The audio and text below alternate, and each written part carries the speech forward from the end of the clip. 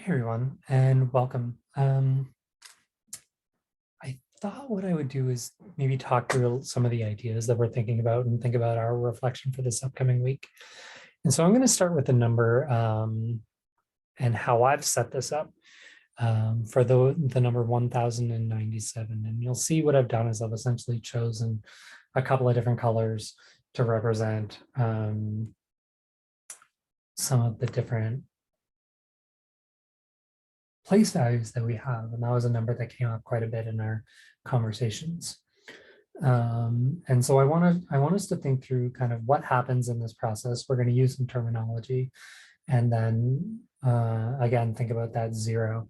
So one of the things I asked you to think about this week was, does that zero matter? Do we need that zero there at all? And so that's one of the things I want you to think about. But I also want to think about what happens when we do some projection.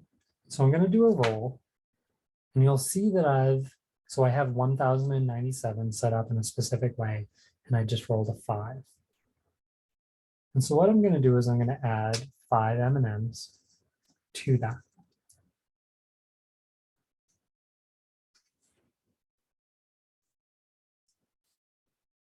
Okay, so now there's a couple things happening here.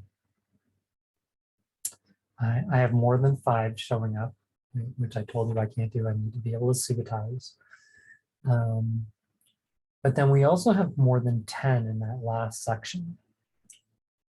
And so what we have to do is we need to kind of think about how we organize this. So I'm going to go through and I'm going to organize it again into sets that we're able to do into 5s. But what do you notice about those 2 5s that I have on the very end? They make a 10, don't they? And so we can make this look even easier for the work that we do. And I have to apologize that the colors may not look perfect. I am a little bit colorblind. I realize that we're probably using kind of a couple of different colors, but just think that each section has one color. What I'm actually going to do is I'm going to say, you know what? I can actually take all of these 10, and this is an important term, I can make a unit exchange. And so I can now add that 10 that were pinks to the red. Okay.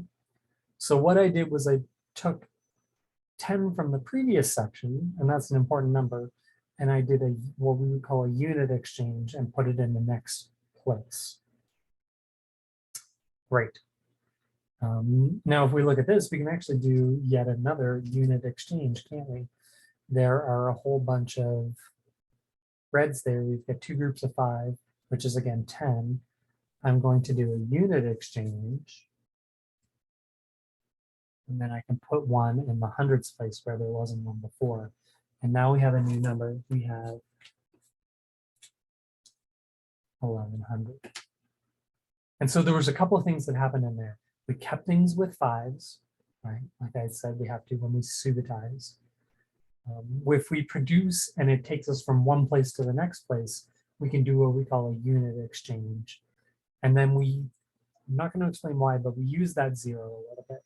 And so I want you to just think about these things as we go through and think about the work that we're doing with our place values. And so when you're doing your reflection this week, I want you to continue. Look at the next sections in line in the place they get into the thousands, the tens of thousands. If you want to get into the hundreds of thousands, you can. And I want you to think about how you can use those and reflect on that. Think about, what did you learn? Did you learn something about subitizing, about what we just talked about, the unit exchange, or something completely different? And then what does that mean for your learning? Is there anything that you want to bring to your group? And that's what I'd like for you to reflect upon in this upcoming reflection journal. I'm going to add this video also to that.